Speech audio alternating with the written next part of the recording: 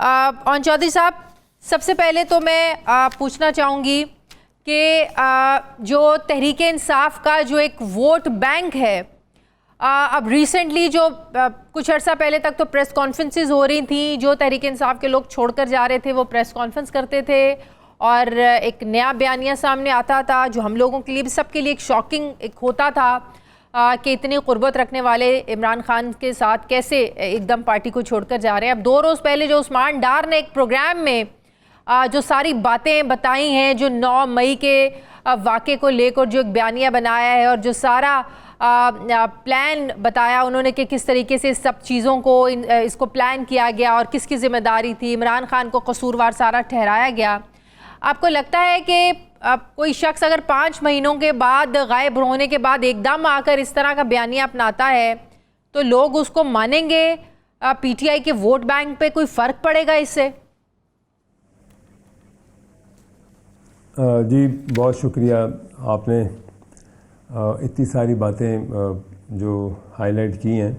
पहले तो मैं ये बताता चाहूँगी कि जो उस्मान डार ने कल इंटरव्यू किया है और जो भी अपने इंकशाफात किए हैं, देखें मैंने उनके साथ काम किया हुआ है और बड़ा हार्ड वर्किंग वर्कर उस्मान डार है और मैंने देखा है कल के वो काफ़ी डिसअपॉइंटेड थे और देखिए होना भी चाहिए, क्योंकि ये हम लोग जो हैं, हमने जिस अज़म के साथ और जिस पैशन के साथ जिस पीटीआई में काम किया था और जिस जुनून के साथ पाकिस्तान के लिए काम किया था, और जब उसकी जो उनके मकासद एंड में नज़र आए रियासत के ख़िलाफ़, रियासती इदारों के ख़िलाफ़, और उससे बहुत तकलीफ़ हुई।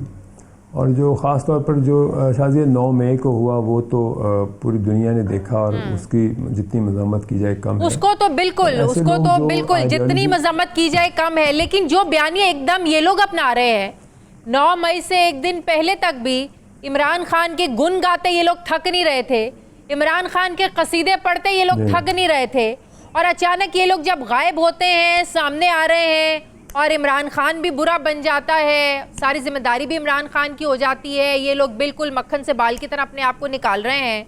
तो ये क्या आपको लगता है कि ये सब रियल है, किसी दबाव का नतीजा है? क्या आपको लगता है ये इतना आसान है ये सब कुछ? नहीं, ये शायद ये किसी दबाव का नतीजा नहीं है, लेकिन ये है कि शायद इन्होंने अपना किबला दुरुस्त कर लिया है।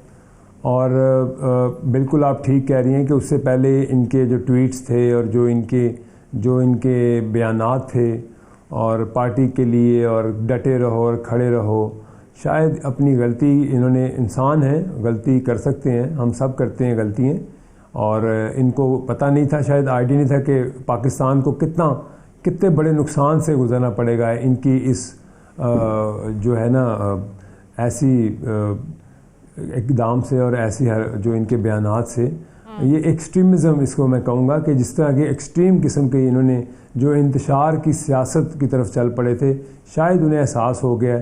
और पकड़े जाने के बाद ये एहसास होता है सबको, उससे पहले किसी को एहसास नहीं हुआ, जो पकड़ा गया उसको ही बाद में एहसास हुआ। हाँ, और मेरे ख्याल से जो नहीं भी पकड़े गए उनको भी एहसास हो जाना चाहिए। और पाकिस्तान में हमने रहना है, पाकिस्तान है तो हम हैं, ये पाकिस्तान हमारा मुल्क, और पहले पाकिस्तान है बाद में सियासत है। काश ये सब ये अगर सोच लेते और इनके लीडर भी ये सोच लेते कि अपनी ज़ात को पीछे रखकर अगर वो पाकिस्तान का सोचते तो आज शायद वो भी इस मुश्किल में ना होते। तो इन बातों से पीटीआई के वोटर को तोड़ना आपके नज़दीक क्या इतना आसान होगा जिससे आप समझ सकें कि जो बातें उस्मान डार ने की या और छोड़ने वाले पीटीआई के लोगों ने की, क्या पीटीआई का वोटर टूटेगा और उस वोट के टूटने से आप लोगों को स्पेस मिलेगी? देखें शाजिया, जो पीटीआई का वोटर है, मैं समझता हूँ कि पढ़ा लिखा वोटर भी है, समझदार वोटर है, और उनको भी पता है कि उन्होंने जिस लीडर को फॉलो किया और उसकी वजह से पाकिस्तान किन हालात से दो चार है। मेरे ख्याल से मैं बड़ी इस कॉन्फिडेंस से कह रहा हूँ आपको, हमारे मुल्क का जो वोटर है पहले वो पाकिस्तानी है, बाद में वो वोटर है। पहले उन्होंने पाकिस्तान का सोचना है, हम पार्टियाँ बाद में बनते हैं, पहले हम पाकिस्तानी हैं। हम पाकिस्तान में इस इंतशार की सियासत से निकलें, स्टेबिलिटी लाएं, अपने मुल्क के माशी, अपने मुल्क के अंदर सिक्योरिटी को स्टेबल करें, अपने मुल्क के हालात को ठीक करें, नफ़रत की सियासत को ख़त्म करें, पाकिस्तान का सोचें। और अगर वो इंशाल्लाह ये वोटर समझदार है, ये वोटर सोचेगा कि किस पार्टी ने मुल्क को क्या नुकसान पहुंचाया है, और इंशाल्लाह वो पाकिस्तान के जो बेहतर फैसले करने वाली पार्टी है उसको वोट देगा। मैं नहीं कहता कि इस्तेकाम में लेकिन तहरीक इंसाफ अभी भी इतनी कॉन्फिडेंट है, कोशिश करेंगे। इतने जो तहरीक इंसाफ का भी हिस्सा हैं वो भी इतने कॉन्फिडेंट हैं, वो कह रहे हैं कि जो लोग छोड़कर जा रहे हैं कोई फर्क नहीं पड़ेगा। किसी आम मेरे ख्याल से तो किसी आम आदमी को भी खड़ा करके इमरान खान उसको टिकट दे देगा, वो जीत जाएगा। जी मैं अर्ज़ करूं, आई थिंक ये वो बहुत चंद से लोग रह गए हैं, और मैं बड़ा बखूबी जानता हूँ इनको, इनका इन एंड आउट जानता हूँ। ये जो अभी जो कहते हैं ना बड़े बड़े दावे कर रहे हैं, और ये वही जो शॉर्टकट लेने वाले लोग हैं। मेरा नहीं ख्याल कि ये कोई बड़े जेन्युइन पीटीआई सपोर्टर्स हैं। ये अपने मफाद के लिए खड़े हैं, जिस दिन इनको मफाद नज़र आए ये भी जंप मार के दूसरी गाड़ी में बैठ जाएंगे। आप देखते जाइएगा, अभी आगे आगे आपके सामने आएगा। ये कोई ऐसी बात नहीं है, बहुत चंद से लोग हैं, उनको पता है कि पाकिस्तान को कितना नुकसान पहुंचाया है इन्होंने और इनके बयानिए ने। जो आने वाले इलेक्शन में तहरीक इंसाफ कहीं आपको क्या ये समझे कहीं नज़र नहीं आएगी? बिल्कुल मेरे ख्याल से तो पाकिस्तान का वोटर इस चीज़ को समझेगा, और बिल्कुल ऐसी किसी जमात को आगे नहीं आना चाहिए जो पाकिस्तान के लिए नुकसानदेह हो, पाकिस्तान जिसकी वजह से डिस्टेबल हो, और पाकिस्तान की अंदर जो कि इंतशार की सियासत फैलाए। मैं नहीं समझता कि उस पार्टी को आगे आना चाहिए और उसका कोई मुस्तकबिल होना चाहिए।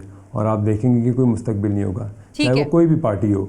अगर उस पार्टी ने इंतशार की सियासत करनी है तो वो मेरे ख्याल पाकिस्तान के लिए, पाकिस्तान को नुकसान पहुँचाने की सियासत करेंगे। सही। अब ज़रा IPP की तरफ आते हैं।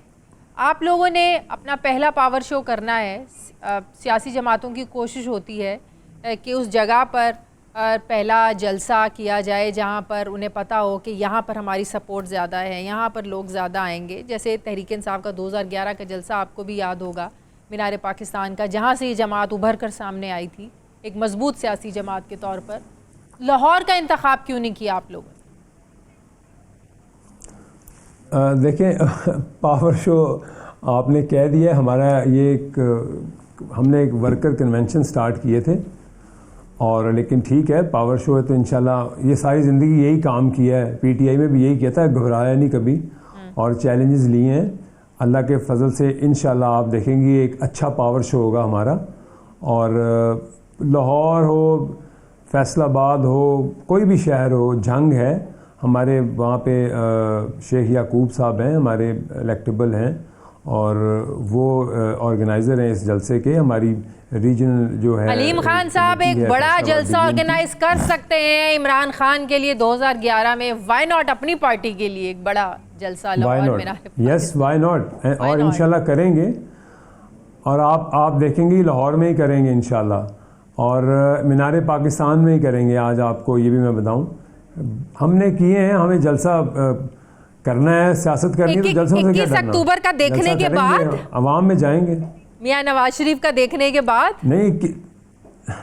नहीं देखिए वो अपनी उनकी सियासत है, उनका आना है, पाकिस्तान में आए, वो अपनी सियासत करें। हर किसी को हक है पाकिस्तान में आके सियासत करने का। मैं अपनी जमात की बात करूँगा, मैं अपनी जमात की हमने एक की हुई है, हमने एक शेड्यूल दिया हुआ है अवामी राब्ता मुहिम का, वो अनकरीब मैं आपको मीडिया पे भी दे दूँगा, और हम हर ज़िले में जाएंगे, हर ज़िले में पावर शो करेंगे इंशाल्लाह, और तहरीक इंसाफ को ज़िले सतह के ऊपर हम उठाएंगे, और इसको इस्तेकाम पाकिस्तान पार्टी को। और बात यह है कि रही बात आपने कहा वर्कर्स की, हम पार्टी को चलाएंगे, पार्टी को ऑर्गेनाइज़ करेंगे, वर्कर भी आएंगे, वोटर भी आएंगे, सपोर्टर भी आएंगे इंशाल्लाह। और ये काम हमने पिछली जमात में भी किया था और पाकिस्तान के लिए किया था, और ये भी अभी भी करेंगे, तो पाकिस्तान के लिए करेंगे, पंजाब से क्या एक्सपेक्टेशंस हैं आपको इलेक्शंस में? पंजाब से क्या रिस्पांस मिल सकता है? कोशिश करेंगे।